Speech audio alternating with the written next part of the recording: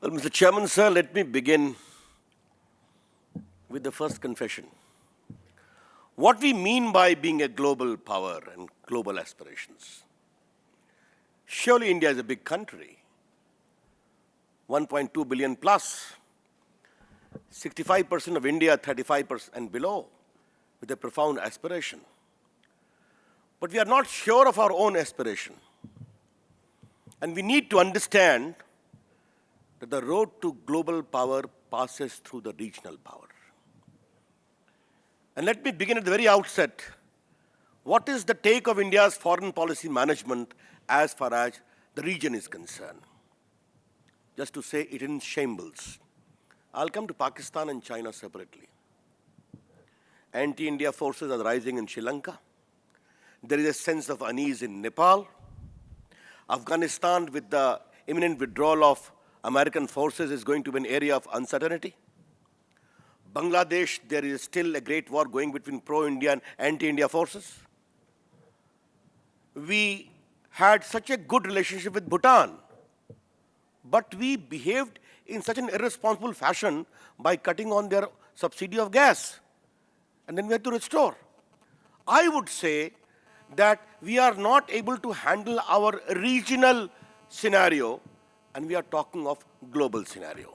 That is the first thing I would like to highlight. Today, when we are discussing, 3 days ago, our Prime Minister met the Pakistani Prime Minister in New York, much against opposition of many people, including myself. All the goody-goody handshake were there, the promises were there, and right today, when we are debating, Pakistani forces, including their terrorists, are attacking Indian posts in a very massive way, almost committing a mini Kargil. What kind of foreign policy is this?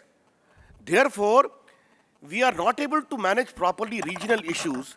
We wish to have a global aspiration.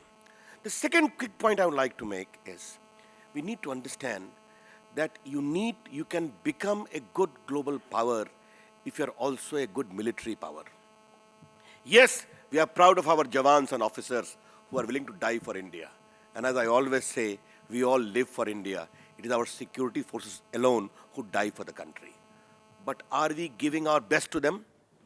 Today, weapon purchase is in shambles. Decision makings are not being done. All the armory weapon supply is in a serious condition of uncertainty. We all know that. And our forces are repeatedly demanding, be the armed forces, the naval forces, and their forces, that our arsenal needs to be supplemented. The third issue is, to become global, you must have genuine economic aspirations. And to become an economic power, you must have a good economy also. What is the condition of our economy today? I need not go further into that, except to say, if Indians are not willing to invest in India, how would foreigners invest in India? Our trade is declining. Our import-export is declining. New area crying for India's investment is not coming about. That is the third scenario I would like to flag. Where we are lacking also is the proper articulation of India's conventional power, namely India's soft power. India's films, India's television, India's music. Let me ask a question to this august gathering today. What the government is doing for the promotion of these soft power in a very organized way, whatever may be the autonomous initiative of some of the creators, but there is no organized initiative to ensure that India's soft power is properly articulated on the world stage. Let me say in the last, there has to be a leadership also, which can convey this aspiration on the global level. And I seek the indulgence of this House to mention the role of Atal Bihari Vajpayee.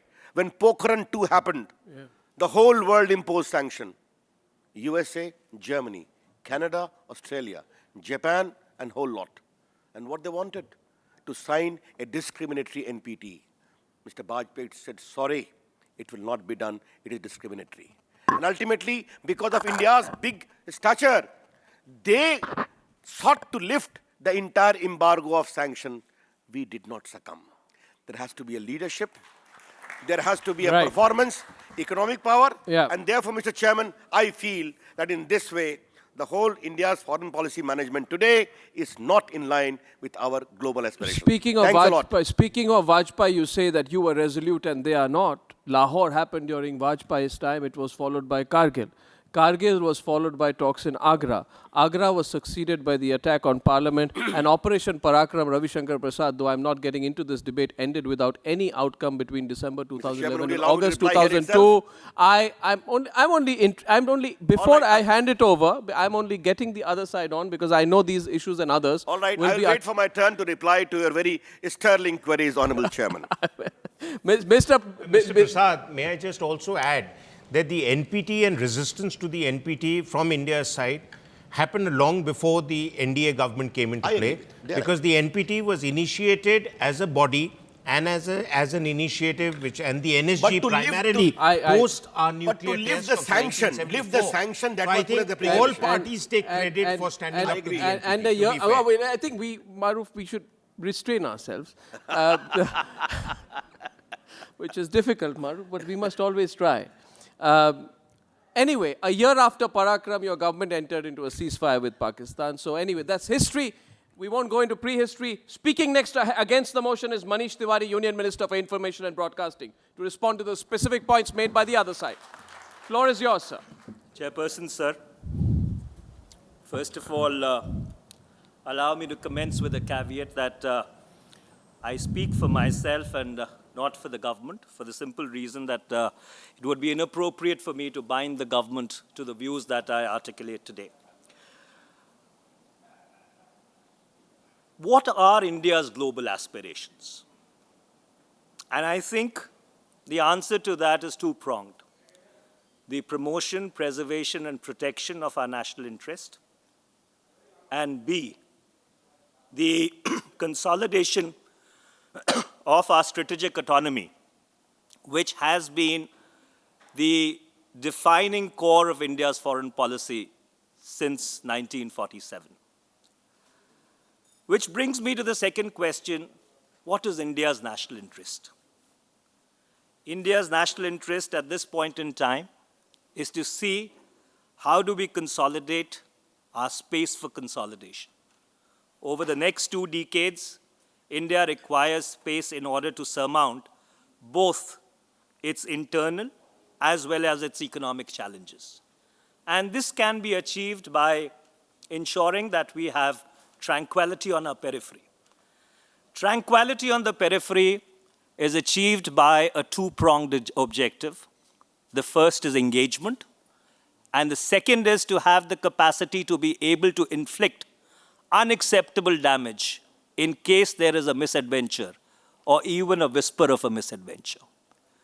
When we talk about strategic autonomy is essentially the ability to be able to function with flexibility in a world which is increasingly becoming multipolar, and where on a daily basis the sine qua non is not nation-centric alliances, but issue-centric alliances.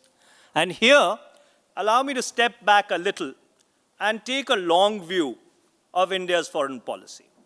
The United States today continues to remain the single biggest outside balancer in each region of the world.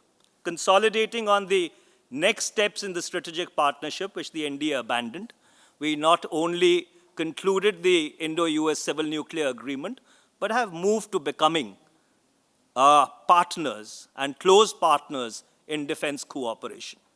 Our relationship with the European Union is marked by cooperation in trade, in foreign direct investment, piracy, combating piracy in the Gulf of Aden, peacekeeping. Yes, we have differences with the doctrine of right to protect, as well as their theology of values.